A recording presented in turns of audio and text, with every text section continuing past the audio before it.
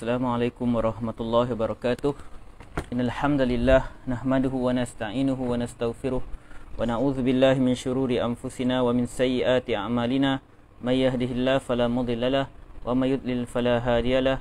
Asyhadu an la ilaha illallah wahdahu la syarikalah wa asyhadu anna Muhammadan abduhu wa rasuluh. Fa inna asdaqal hadits kitabullah wa khairal hadi hadi Muhammadin sallallahu alaihi wasallam wa syarrul umuri muhdatsatuha wa kullu muhdatsatin bid'ah wa kullu bid'atin dhalalah wa kullu dhalalatin finnar atau kama qala Mustafa sallallahu alaihi wasallam. Alhamdulillah, kita panjatkan syukur pada Allah Subhanahu wa taala kerana dengan keizinan Allah Subhanahu wa taala kita dapat bersama-sama pada pagi ini untuk menyambung pembacaan kita kepada hadis-hadis yang ada dalam kitab Riyadhus Shalihin yang disusun oleh Al-Imam An-Nawawi rahimahullah.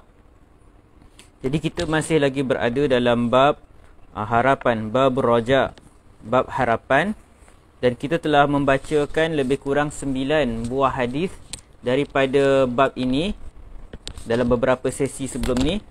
Jadi insya-Allah pada pagi ini kita akan menyambung membaca hadis yang ke-10 dalam bab ini atau hadis yang ke-422 daripada kitab Riyadhus Shalihin.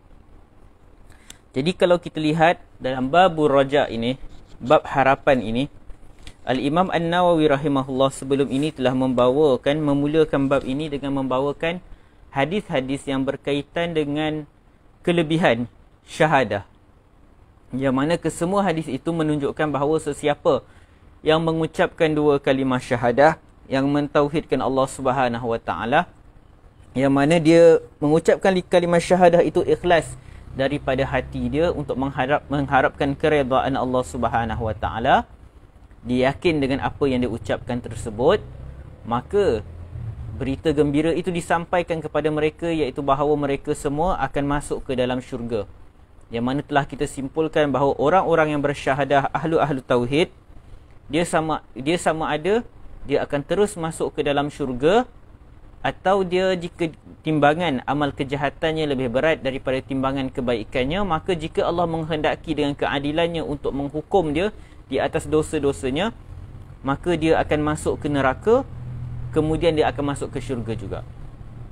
Jadi kesimpulannya bahawa tidak ada manusia yang mentauhidkan Allah Subhanahu wa taala yang akan kekal di dalam neraka selama-lamanya.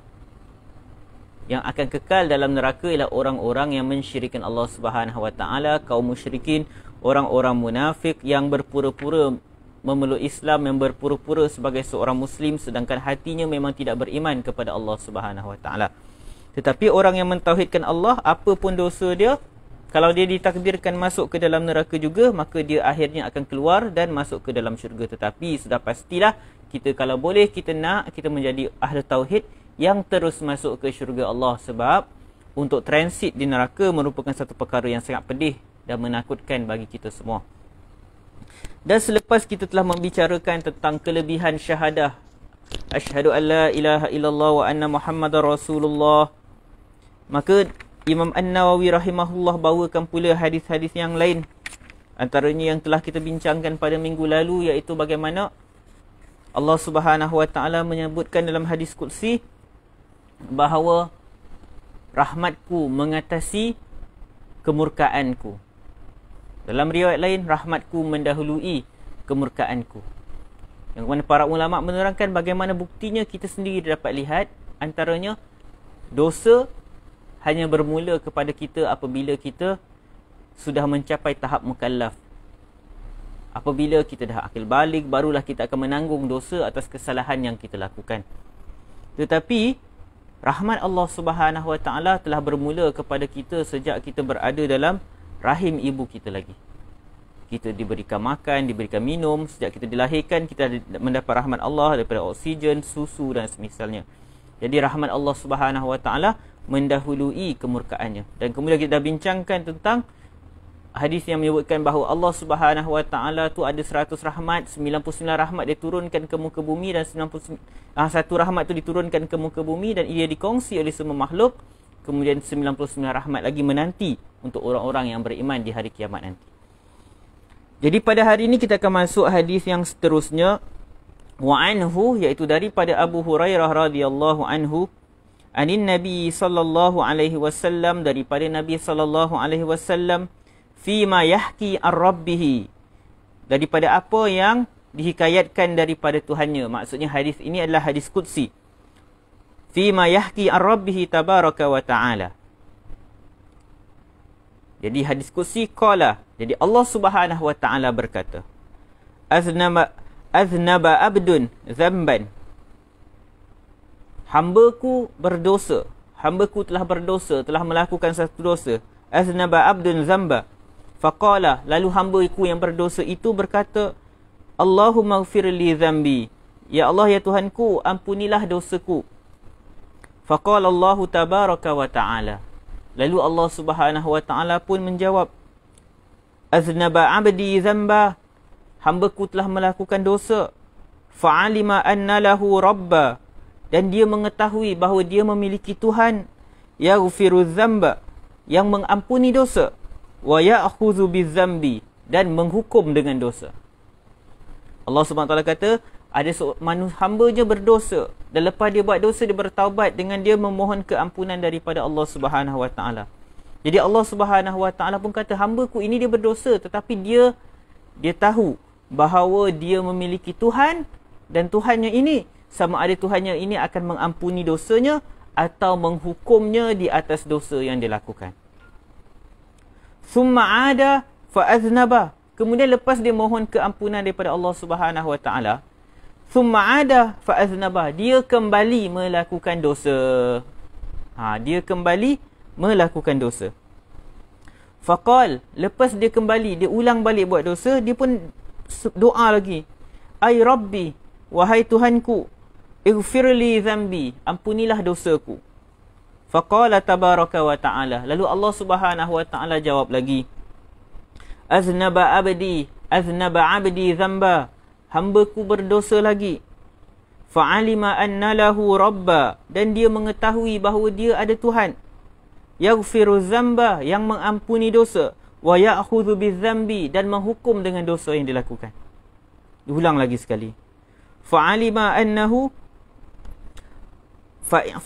anna lahu rabba yaghfiru dzambi wa ya'khudhu bidzambi. Dia mengetahui bahawa dia ada Tuhan yang mengampuni dosa dan menghukum dengan dosa yang dilakukan. Lalu kata Allah Subhanahu wa ta'ala, qad ghafartu li 'abdi falyaf'al ma syaa. Sesungguhnya aku telah mengampuni dosa hambaku. Falyaf'al ma syaa. Dia buatlah apa sahaja yang dia nak, tetapi aku telah mengampuni dosa hambaku. Jadi sini mungkin akan timbul sedikit kemusykilan pada diri kita, yang mana Allah Subhanahu wa ta'ala sebut di hujung hadis qudsi ini, Allah Subhanahu wa ta'ala sebut, qad ghafartu li 'abdi falyaf'al ma syaa. Aku telah mengampuni dosa hambaku, maka dia buatlah apa sahaja yang dia kehendaki. Apa maksud falyaf'al ma syaa? Sebab kalau terjemahkan, lakukanlah apa sahaja yang dia kehendaki. Jadi Al-Imam An-Nawawi, hadis ni sahih riwayat Imam Al-Bukhari dan Muslim, muttafaqun alaih. Kata Al-Imam An-Nawawi rahimahullah, wa qawluhu ta'ala, firman Allah, kata-kata Allah tadi yang berbunyi falyaf'al ma syaa, maka dia buatlah apa sahaja yang dia kehendaki, buatlah saja apa yang dia kehendaki, bermaksud ai madama yaf'alu hakaza, selagi mana dia buat macam ni. Buat macam ni tu maksudnya macam mana? Yuznibu wa yatubu aghfiru lahu. Selagi mana dia buat macam ni, iaitu dia melakukan dosa kemudian dia bertaubat, aghfiru lahu, maka aku akan mengampuni dosanya. Fa inna taubata tahdimu ma qablaha, sesungguhnya taubat itu menghapuskan apa yang telah berlalu sebelumnya. Jadi maksud Allah SWT kata falyaf'al ma syaa ini bukan bermaksud kau buat je lah apa-apa lepas ni, tak payah taubat dah, aku akan ampuni. Tak, maksudnya selagi mana hamba ni sikap dia macam ni, dia buat dosa, dia taubat. Bila dia buat dosa, dia taubat. Selagi mana macam tu, maka selagi itulah dia akan mendapat keampunan Allah. Kita lihat apa kata ulama tentang hadis ini. Pertama kita lihat apa kata Ibn Allan dalam Dalilul Falihin. Disebut tentang hadis ni, Disebutkan sini. Tadi Allah Subhanahu Wa Taala sebut aznaba 'abdun zamba, hamba-Ku telah melakukan dosa. Lepas tu kita lihat pada perkataan tu faqala, huruf fa, faqala. Macam mana kita nak terjemah perkataan ini? Faqala, huruf fa ini menunjukkan kata Al-Imam Ibn Allan, iaitu perlu bersegera. Dia segera, orang yang buat dosa ni dia bersegera meminta ampun daripada Allah Subhanahu Wa Taala. Kerana perkataan huruf fa yang ada pada faqala Allahumma ighfirli zambi, maka dia berkata. Kita terjemah fa ni biasa maka, tetapi fa ni pada asalnya dia membawa maksud, kalau dalam bahasa Inggeris kita sebut immediately, secepat mungkin. Jadi seolah-olah kita boleh terjemah hadis ni, Allah SWT sebut hamba-Ku telah melakukan dosa, maka dia segera mengucapkan. Maka segera dia mengucapkan, ya Allah, ampuniku, ampuni dosaku. Jadi kata Al-Imam Ibn Allan rahimahullah, jadi huruf fa dalam hadis ini faqala, maka dia bersegera mengucapkan ya Allah ampuni dosaku, ini merupakan isyarat kepada, petunjuk kepada wajibnya bersegera untuk bertaubat kepada Allah Subhanahu Wa Taala apabila melakukan perkara-perkara yang menyalahi arahan Allah Subhanahu Wa Taala. Jadi bila melihatkan perkataan Ibn Allan ni, saya terus teringat kepada perkataan yang pernah diucapkan oleh Al-Imam Ibn Qayyim rahimahullah di dalam Madarijus Salikin. Al-Imam Ibn Qayyim rahimahullah menyatakan bahawa menangguhkan taubat itu sendiri adalah satu dosa selepas dosa yang kita lakukan. Jadi kata Al-Imam Ibn Qayyim, lebih kurang maksudnya, saya pun baru teringat pagi ni. Dia kata bila kita bertaubat, maka kita kena buat dua taubat. Pertama, taubat daripada dosa yang kita lakukan yang pertama tu. Yang kedua, taubat disebabkan dosa kita menangguhkan taubat. Sebab sepatutnya seseorang bila dia buat dosa, dia mesti bersegera memohon keampunan Allah Subhanahu Wa Taala. Jadi hujah Ibn Allan ialah berdasarkan huruf fa yang ada pada perkataan Allah Subhanahu Wa Taala faqala. Jadi kita terjemahkan, maka dia segera mengucapkan. Orang yang berdosa tadi, maka dia segera mengucapkan, ya Allah ampuni dosa-dosaku, ya Allah ampuni dosaku. Okey. Kemudian disebutkan di sini yaghfiruz dzunuba jami'a. Dia tahu bahawa Allah Subhanahu Wa Taala mengampuni dosa. Kalau kita lihat banyak dalam ayat Quran, Allah SWT mengampuni semua dosa, maka dia menunjukkan bahawa Allah ampunkan apa sahaja, walaupun sebanyak mana dosa yang dilakukan. Kalau kita lihat dalam hadis lain yang tak ada dalam bab ni, kalau kita lihat dalam Riyadus Salihin, terdapat pada awal-awal bab selepas kita ada babul ikhlas, bab yang kedua dalam Riyadus Salihin ialah babut taubah, bab bertaubat kepada Allah Subhanahu Wa Taala. Jadi disebutkan banyak, sangat banyak hadis daripada Nabi SAW berkaitan taubat. Jadi tuan-tuan, sahabat-sahabat semua, tengok pada hadis tersebut. Jadi dalam sebuah riwayat At-Tirmizi, hadis qudsi juga, Allah Subhanahu Wa Taala sebut, ya bna Adam innaka ma da'autani wa rajautani ghafartu laka ala ma kana fika wala ubali. Wahai anak Adam, selagi mana engkau berdoa dan mengharapkan kepadaku, nescaya aku akan mengampuni dosa engkau apa sahaja yang engkau lakukan. La ubali, kata Allah. La ubali, aku tak kisah. Maksudnya aku tak kisah apa je dosa yang kau dah buat. Kalau kau minta ampun, kau taubat, aku akan ampunkan. Ya bna Adam, law balagat dhunubuka ananas samai. Wahai anak Adam, kalaulah dosa-dosa engkau sampai ke langit, summa astaghfartani ghafartu laka wala ubali. Wahai anak Adam, kalau dosa kau melangit tinggi, kemudian engkau memohon keampunanku, kata Allah SWT, ghafartu laka, aku akan ampuni kamu, wala ubali, aku tak kisah. Kemudian Allah SWT kata lagi, ya bna Adam innaka law ataitani biqurabil ardi khataya.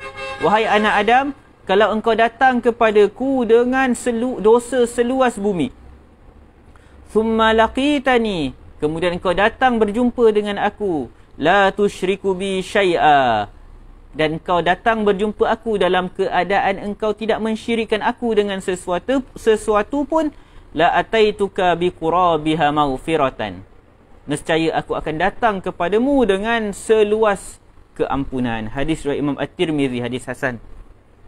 Jadi hadis ni juga membawa maksud yang sama kepada hadis yang kita bacakan pada pagi ini, iaitu kita buatlah apa sahaja dosa kepada Allah Subhanahu Wa Taala, selagi mana kita bertaubat, maka Allah Subhanahu Wa Taala akan menerima taubat kita. Allah Subhanahu Wa Taala akan mengampuni dosa kita. Jadi hadis ini menunjukkan bahawa kalau orang tu berdosa, dia taubat, kemudian dia buat dosa lagi, dia taubat, dia buat dosa, dia taubat, Allah tetap terima taubat dia. Kata Al-Imam An-Nawawi rahimahullah dalam syarah Sahih Muslim, dia kata, seandainya seseorang itu mengulangi dosanya sebanyak 100 kali atau 1000 kali atau lebih daripada itu, lalu dia bertaubat untuk setiap kali dosa yang dia lakukan, maka taubatnya diterima dan diampuni dosa-dosanya. Maksud kalau orang tu dia buat dosa, taubat, lepas tu dia ulang lagi buat dosa, taubat, ulang lagi buat dosa, taubat, Allah tetap akan terima taubat dia, Allah tetap akan ampuni dosa-dosanya.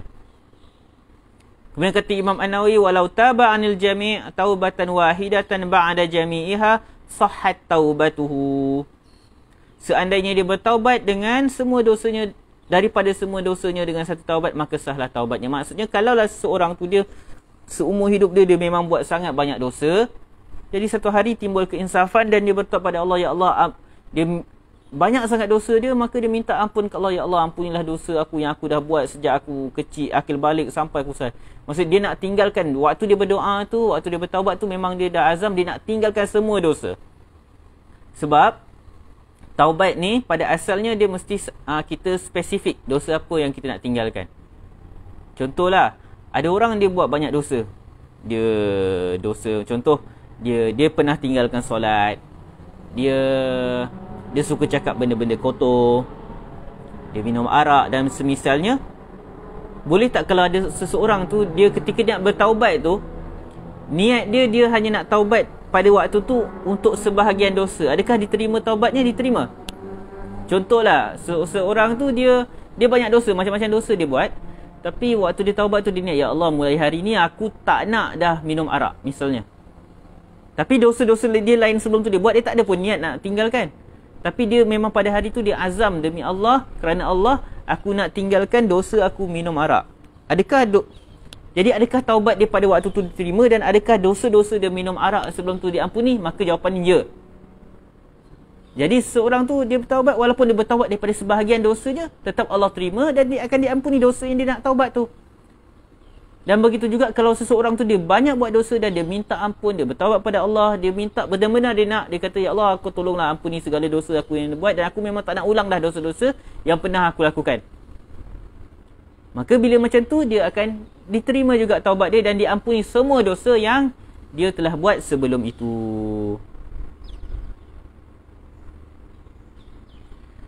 Okey, jadi nampak rahmat Allah yang luas. Tapi cuma mungkin akan timbul persoalan kalau kita lihat dalam bab taubah.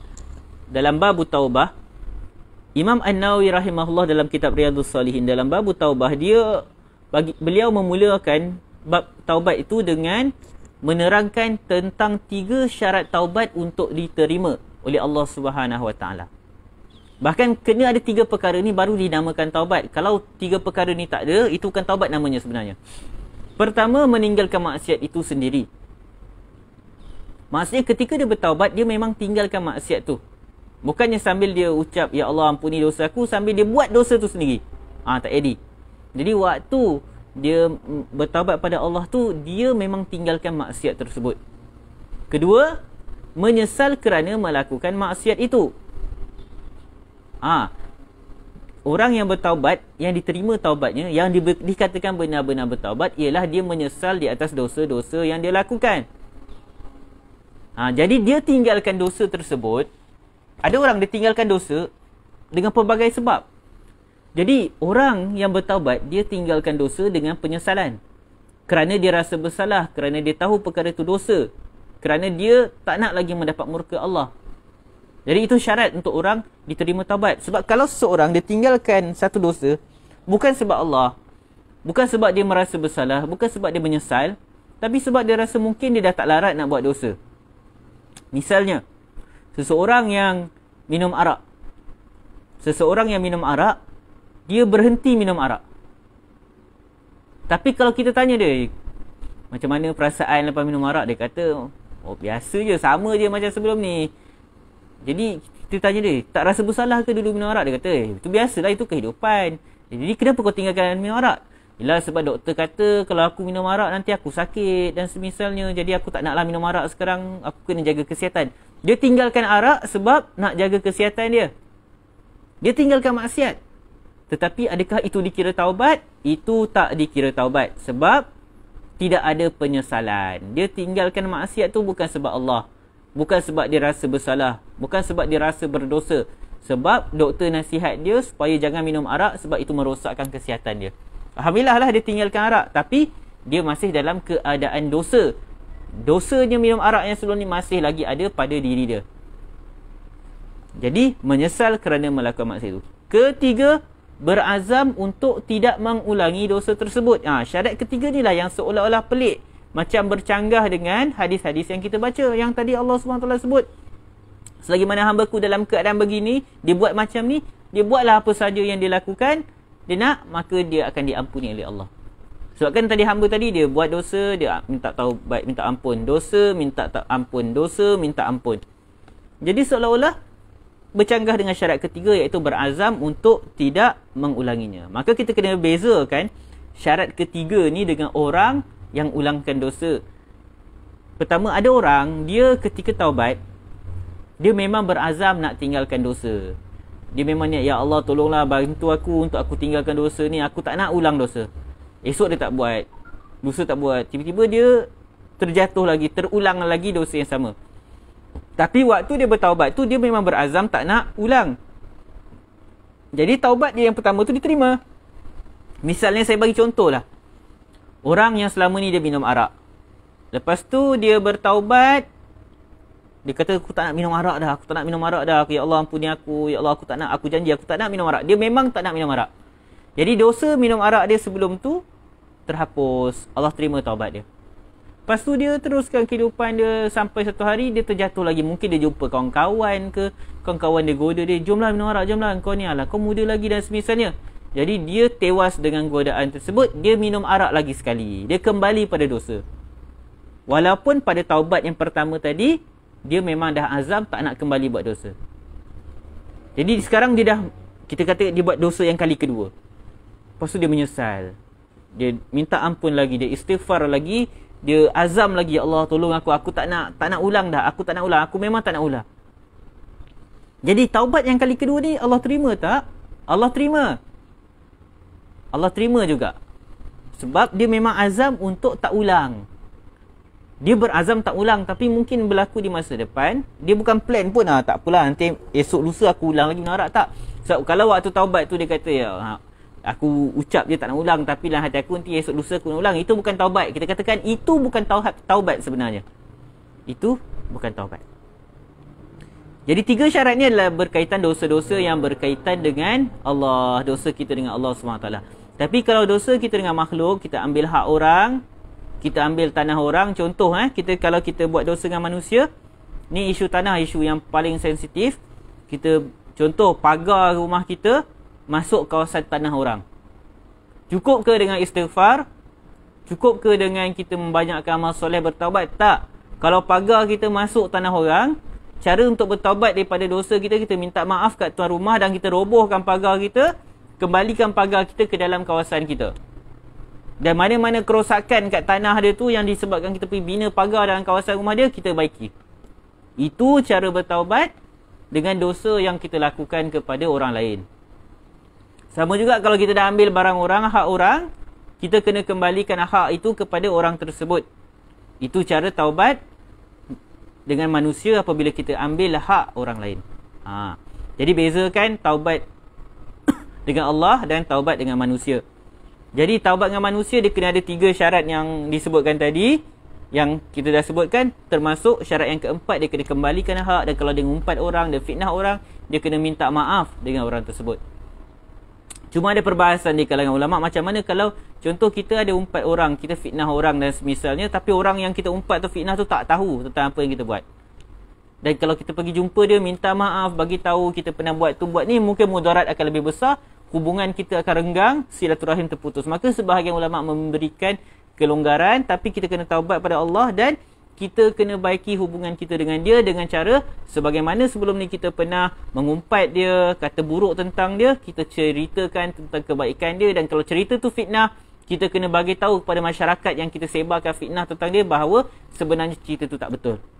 Itu pendapat sebahagian ulama. Tapi sebahagian ulama tak setuju dengan perkara tersebut, sebab pada asalnya bila dah macam tu kena minta maaf kepada orang tersebut, sebab itu hak orang tersebut. Jadi ala kulli hal, jadi sebenarnya tidak ada pertentangan antara syarat taubat yang Imam An-Nawawi rahimahullah sebutkan di awal bab taubah dengan hadis yang kita baca, kerana orang tu dia mengulangi dosa, tetapi bukannya ketika bertaubat tu dia memang niat nak ulang dosa. Dan itu benda normal yang berlaku. Manusia dia dia taubat, lepas tu dia tersungkur balik. Jadi yang penting selagi mana setiap kali dia berdosa, dia bertaubat pada Allah Subhanahu Wa Taala, mohon ampun daripada Allah Subhanahu Wa Taala. Allah Subhanahu Wa Taala tidak pernah memungkiri janji.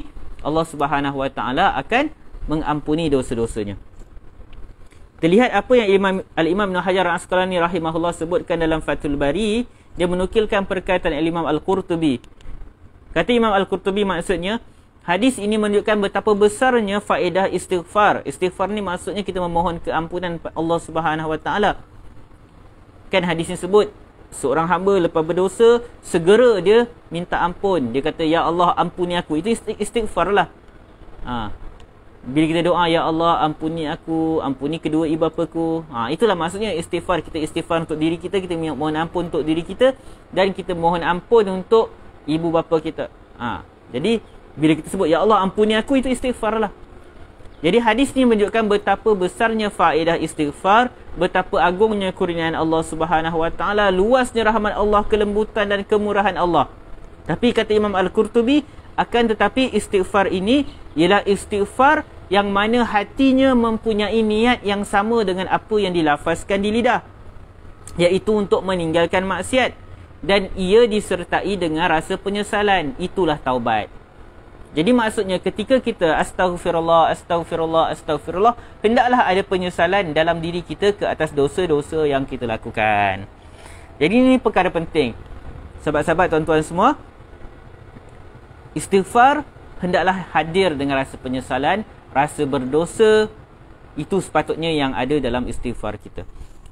Sebab sekarang antara yang popular dalam masyarakat ialah amal istighfar. Baguslah, semua orang dia suka istighfar. Sebab apa?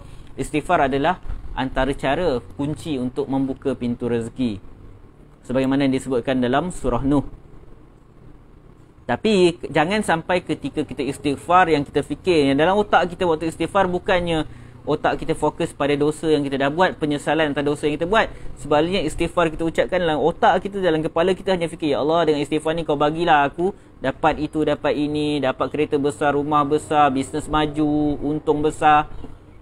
Malanglah. So istighfar tu sepatutnya disertai dengan taubat dan penyesalan.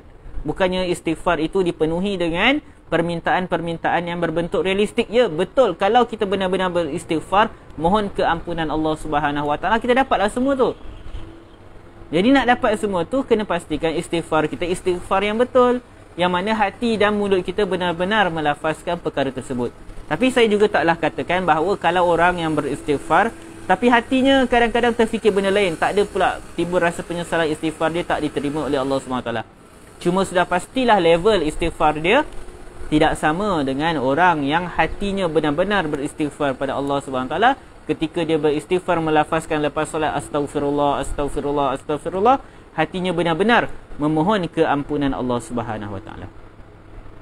Kata Al-Imam Al-Qurtubi lagi, ia bermaksud sesiapa yang mengulangi dosa dan bertaubat. Dia mengulangi dosa, lalu dia pun mengulangi taubatnya. Setiap kali dia terjebak dalam dosa, dia bertaubat. Ia bukan bermaksud sesiapa yang lisannya memohon keampunan Allah, sedangkan hatinya berterusan mahu melakukan maksiat itu. Jadi dia ulang lagi. Dia kata, Hadis ni untuk orang yang bila buat dosa, lepas tu dia taubat. Maksudnya waktu taubat tu dia benar-benar berazam tidak mahu mengulanginya. Hadis ni bukan ditujukan kepada orang yang dia berdosa, kemudian dia istighfar, dan tapi waktu istighfar tu dia memang kata esok aku nak ulang lagi buat dosa. Yang orang-orang macam ni tak termasuk dalam hadis yang kita bincangkan. Kita nak tengok sikit penjelasan para ulama berkaitan istighfar. Kalau kita lihat, istighfar ni banyak kita lakukan, antaranya selepas kita lakukan amal soleh. Kan pelik kan? Lepas buat amal soleh, kita mohon keampunan Allah. Macam berdosa pula kita buat amal soleh. Misalnya kalau kita lihat, daripada sahabat radhiyallahu anhu, dia kata Nabi SAW apabila selesai solat, baginda akan beristighfar memohon keampunan sebanyak 3 kali. Lepas tu Nabi SAW akan sebut, Allahumma antas salam wa minkas salam, tabarakta ya dzal jalali wal ikram. Jadi, pelik tak? Kalau kita perasan, lepas solat kita istighfar. Kan solat tadi kita tengah beribadah, kenapa kita nak mohon keampunan Allah? Sepatutnya istighfar ni lepas buat dosa, kenapa lepas solat pula kita istighfar? Okey, hadis tadi qala al-Walid, dia bertanya kepada Al-Auza'i, kaifal istighfar, bagaimana istighfar? Jadi Auza'i bagi tahu istighfar itu ialah disebut astaghfirullah, astaghfirullah. Jadi kita nak lihat apa huraian kepada hadis ni. Syekh Jamaluddin Al-Qasimi dalam kitabnya Sirrul Istighfar, Rahsia Istighfar, dia menyebutkan bahawa tidaklah tersembunyi kepada orang-orang yang berilmu bahawa sesiapa yang mengumpulkan pelbagai jenis ketaatan, dia akan mendapati bahawa Allah mensyariatkan taubat dan istighfar pada penutup amalan-amalan tersebut. Kalau kita lihat dalam surah An-Nasr, Idza jaa nasrullahi wal fathu wa ra'aitan nasa yadkhuluna fi dinillahi afwaja fasabbih bihamdi rabbika wastaghfir. Surah An-Nasr cerita apabila datang pertolongan Allah Subhanahu wa taala dan pembukaan, engkau lihat manusia masuk ke dalam agama Allah berbondong-bondong. Beramai-ramai manusia masuk ke dalam agama Allah. Maka kata Allah, lepas perkara itu Allah sebut, maka hendaklah kamu bertasbih memuji Tuhan kamu dan memohon keampunan. Nabi SAW ajak manusia kepada Islam, berdakwah lama-lama semua, dan sampai akhirnya ramai manusia masuk Islam. Maka lepas ramainya manusia masuk Islam, Allah suruh puji Allah Subhanahu wa taala dan mohon keampunan. Kenapa macam tu? Kenapa bila dapat nikmat macam tu kita mohon keampunan? Kenapa bila berjaya dakwah tarik ramai orang masuk Islam kita kena istighfar pada Allah Subhanahu wa taala? Maka timbul kemusykilan dalam diri kita dalam bab ini. Jadi kita akan nampak kat sini, kerana dalam kita melakukan amal soleh, dalam kita melakukan solat dan semisalnya pun juga ada kalanya ada kekurangan-kekurangan. Ada kalanya ketika mendirikan solat, hati kita lari ke tempat lain, hati kita timbul sedikit tentang riak dan semisalnya, ataupun hati kita merewang fikir benda lain, solat kita tak sempurna, ada kesilapan-kesilapan yang berlaku ketika solat, maka kita mohon keampunan Allah Subhanahu wa taala. Begitu juga lepas kita berdakwah misalnya, kita mengajar misalnya, kita ajak orang masuk Islam, kita ajak orang kebaikan, kita istighfar sebab apa? Sebab untuk mohon ampun pada Allah. Takut-takut ketika kita ajak orang buat kebaikan, kita berdakwah, kita ajak orang peluk Islam, kita lakukan dosa, sama ada dosa hati, contohnya kita timbul rasa ujub, hebat, kitalah yang berjaya masukkan orang dalam Islam, pendakwah lain tak berjaya masukkan orang dalam Islam, ataupun kita rasa diri kita bagus, lebih bagus daripada orang yang kita dakwah, ataupun mungkin ketika cara kita berdakwah itu ada perkara-perkara yang melanggar syariat yang kita langgar, maka selepas kita melakukan ketaatan, kita mohon keampunan daripada Allah Subhanahu wa taala. Okey, kita nak masuk hadis yang seterusnya, hadis yang ke-11. Okey, hadis yang ke-10 tadi dah tamat huraian dia. Hadis yang ke-11, wa anhu, daripada Abu Hurairah juga, qala Rasulullah sallallahu alaihi wasallam, Rasulullah sallallahu alaihi wasallam bersabda, wallazi nafsi biyadihi, demi Tuhan yang diriku berada di tangannya, laulam tuznibu, kata Nabi SAW, kalau kamu semua tidak berdosa, la zahaballahu bikum, Allah Subhanahu wa taala akan hapuskan kamu, wala jaa biqaumin yuznibun, dan Allah akan mendatangkan kaum yang berdosa, fayastaghfirunallaha taala, lalu mereka itu memohon keampunan Allah Subhanahu wa taala, fayaghfiru lahum, lalu Allah Subhanahu wa taala akan mengampuni mereka. Hadis sahih riwayat Imam Muslim. Macam muskil pula hadis ni. Pertama, ada ke manusia yang tak berdosa? Hakikatnya tidak. Kata Nabi SAW, kullu bani Adam khatta'un wa khairul khatta'in tawabun. Setiap anak Adam berdosa dan sebaik-baik orang yang berdosa ialah orang yang bertaubat. Jadi hadis ni nak menunjukkan betapa besarnya rahmat Allah, betapa Allah memang nak merahmati manusia, nak mengampuni manusia, sampai dikatakan kalaulah ada manusia yang tak berdosa, Allah akan hapuskan dia dan Allah gantikan dengan kelompok manusia yang berdosa. Sebab Allah nak ampuni dosa manusia. Tapi ada ke manusia yang tak berdosa? Maka jawapannya tidak ada. Setiap manusia pernah melakukan dosa. Okey, kita terus masuk hadis yang ke-12. Hadis yang ke-12 lebih kurang maksudnya dengan hadis yang ke-11. Wan Abi Ayyub Khalid bin Zaid qala radhiyallahu anhu qala sami'tu Rasulullah sallallahu alaihi wasallam yaqul. Daripada Abu Ayyub Khalid bin Zaid dikata, aku mendengar Rasulullah sallallahu alaihi wasallam menyebutkan, laula annakum tuznibun, kalaulah kamu semua tidak berdosa, la khalaqallahu khalqan yuznibun, nescaya Allah akan mencipta makhluk lain yang berdosa, fayastaghfiruna fayaghfiru lahum, lalu makhluk yang diciptakan itu akan memohon keampunan Allah Subhanahu wa taala, fayaghfiru lahum, lalu Allah Subhanahu wa taala akan mengampuni mereka. Okey, hadis yang ke-12 ini yang diriwayatkan oleh Abu Ayyub Al-Ansari rahimahullah yang bernama Zaid bin Khalid. Dia merupakan hadis yang sahih diriwayatkan oleh Imam Muslim. Cuma Al-Imam An-Nawawi, manhaj dia, metodologinya dalam kitab Riyadhus Shalihin, dia hanya bawakan teks hadis yang berkaitan dengan topik. Kadang-kadang cerita penuh hadis tersebut dia tak ceritakan. Jadi kita nak lihat dalam Sahih Muslim teks penuh hadis ni, sebab kita akan nampak apa yang berlaku ketika Zaid bin Khalid menceritakan hadis ni. An Abi Ayyub annahu qala hina hadarathul wafah. Abu Ayyub menyebut daripada Abu Ayyub yang mana ketika datangnya kewafatannya, ketika dia di ambang maut, hina hadarathul wafah, ketika datangnya kematian kepada dirinya, dia pun menyatakan kuntu katamtu ankum syai'a, kuntu katamtu ankum syai'a, aku pernah menyembunyikan sesuatu daripada kamu semua. Sami'tuhu min Rasulillah sallallahu alaihi wasallam, dia kata pada para sahabat yang berada di sekeliling dia bahawa aku ada menyembunyikan sesuatu yang aku pernah dengar daripada Nabi sallallahu alaihi wasallam. Sami'tu Rasulullah sallallahu alaihi wasallam yaqul, aku pernah dengar Nabi sallallahu alaihi wasallam sebut, laula annakum tuznibun, kalaulah kamu semua tidak berdosa, la khalaqallahu khalqan yuznibuna yaghfir lahum, nescaya Allah akan ciptakan makhluk lain yang berdosa lalu Allah mengampuni dosa mereka, sebab mereka mohon istighfar, mohon keampunan daripada Allah Subhanahu wa taala.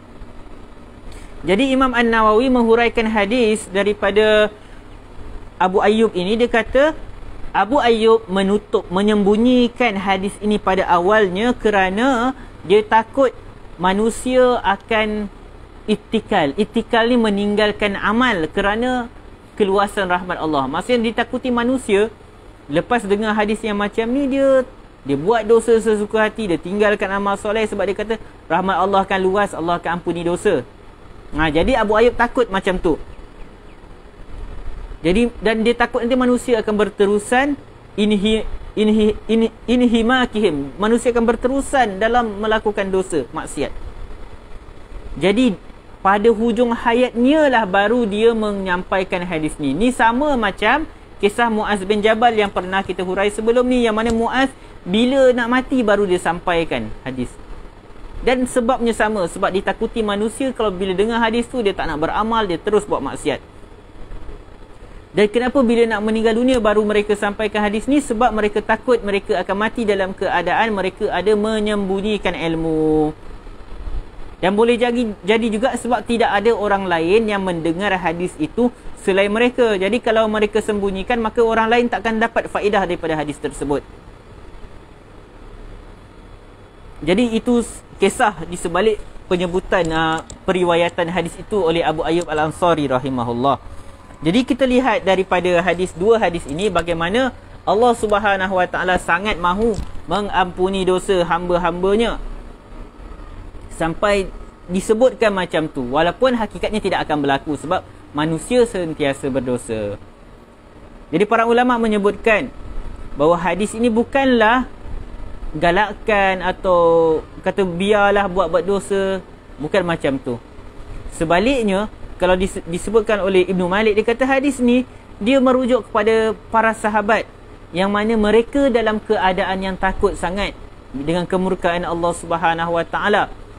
Yang mana takut ini dia boleh menyebabkan manusia berputus asa daripada rahmat Allah. Para sahabat ni terlalu takut dengan dosa sampai mereka, ada sebahagian mereka sampai terlalu takut sampai mereka tertinggal kewajipan yang lain. Mereka menjauhi isteri mereka, mereka pergi bersembunyi di tempat-tempat lain. Jadi disampaikan hadis ini supaya mereka bertenang.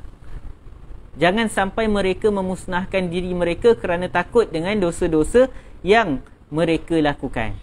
Hadis ni untuk menenangkan mereka. Jadi hadis ni bukan untuk orang-orang yang tenggelam dengan maksiat dan buat maksiat tanpa rasa berdosa. Sebab ingat balik kita sebut tadi, istighfar yang diterima ialah istighfar yang dilakukan dalam keadaan menyesal atas dosa yang dilakukan dan memang berazam untuk tidak mengulangi dosa tersebut. Jadi wallahu alam, sampai di sini sahaja perkongsian kita pada pagi ini. Jadi apa kesimpulan yang dapat kita lakukan, iaitu sebanyak mana pun dosa yang kita buat, Allah Subhanahu Wa Taala akan mengampuninya dan menerima taubat kita selagi mana kita berdosa dan kita bertaubat. Dan saya nak tutup dengan perkataan Al-Imam Ibn Qayyim rahimahullah dalam kitabnya Ad-Da' wa Dawa'. Dia menceritakan tentang manusia yang mengharapkan rahmat Allah. Ringkasnya kata Al-Imam Ibn Qayyim rahimahullah, orang yang mengharapkan rahmat Allah, dia akan lakukan ketaatan, dia akan berusaha mendapatkan apa yang dia harapkan.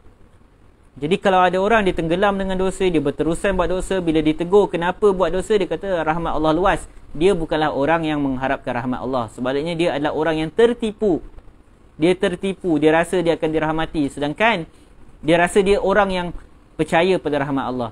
Sedangkan tingkah lakunya bukanlah tingkah laku orang yang mengharapkan rahmat Allah. Bahkan tingkah lakunya ialah tingkah laku orang yang mengharapkan kemurkaan Allah Subhanahu Wa Taala. Okay, sampai di sini sahaja. Subhanakallahumma wa bihamdika asyhadu an la ilaha illa anta astaghfiruka wa atubu ilaik. Assalamualaikum warahmatullahi wabarakatuh.